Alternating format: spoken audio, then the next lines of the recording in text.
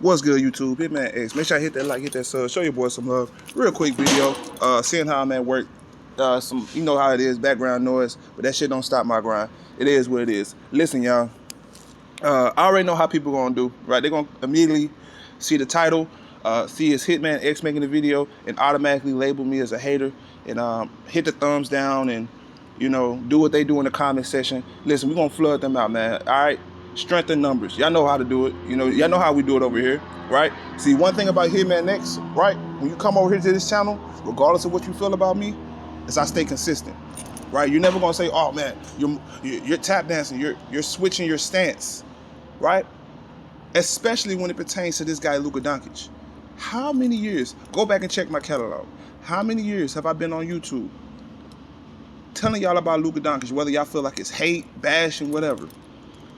It's my opinion at the end of the day, and it's becoming more and more true as time goes on. See, it's called foresight, people, not hate, right? I'm not putting negative energy out there. I'm putting the truth out there, and it's up to you whether or not you want to listen or not. Point blank, period. Now look, you got Rick Carlisle out, Donnie Nelson out, Kristaps Porzingis wanting to be out, right? But I'm a hater though, right? I'm a hater. I've been telling y'all for years, Luka Donicic isn't the guy you build your team around, right? Had the Phoenix Suns drafted Luka Donicic, can you imagine where the Phoenix Suns would be if we drafted Luka Donicic? First of all, Devin Booker wouldn't be there. No. Let me start here. First of all, DeAndre Ayton and Mikal Bridges wouldn't be there, right? Or let's say we drafted Mikal Bridges, because we had the, if I'm not mistaken, the number 14 or 15 pick, something like that. Maybe 16. We had a lottery pick. We traded up and got Mikal Bridges, and maybe let's say we do that, right? We draft Mikal Bridges and Luka Donicic. Devin Booker would have been traded by now, right? Because we see he's running off Kristaps Porzingis, his quote unquote sidekick, right? He doesn't like playing with him. Who knows where the coach would be, right? I mean, we'll probably still have Igor Kokosov, Who knows what will be there? I don't feel like he's a good coach, but who knows? My bad, y'all. Y'all gonna have to excuse that background noise. But yeah, who knows what will be had we drafted Luka Donicic, Like I said, guys like Devin Booker, I don't feel like he'll be here because that's not a good match in my opinion. See, Luka Donicic like guys who's gonna spot up in the corners and shoot whenever he passes him the basketball, because he's a stat pattern, like I've been saying, right? He's a team cancer, like I've been saying. See, so now y'all know why I didn't want him in Phoenix before the draft. Before we even had the opportunity to draft him, I didn't want him in Phoenix because I already seen the play. See, here's my thing about Luka Donicic that really bothers me when it comes to you critics. It's one thing, right, to criticize a guy like LeBron James for allegedly, right? I'm gonna say allegedly getting Paul Silas fired, right? It's one thing. Okay, cool. You feel like he got him fired? That's perfectly fine. Right? Perfectly fine. You got your opinion. But don't come when it's Luka Donicic and give caveats and excuses for this guy. Right? When it's Rick Carlisle, a championship level coach. Right? Point blank, period. I understand Rick Carlisle had his failures. I understand Rick Carlisle had his mishaps or whatever.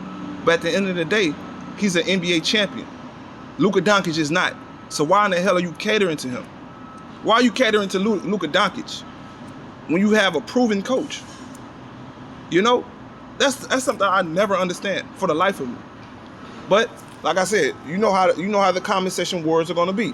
They're going to come in the comment section and accuse me of being a hater when I'm speaking facts. Everything I said is a fact. Nothing I said was speculatory. None of the such.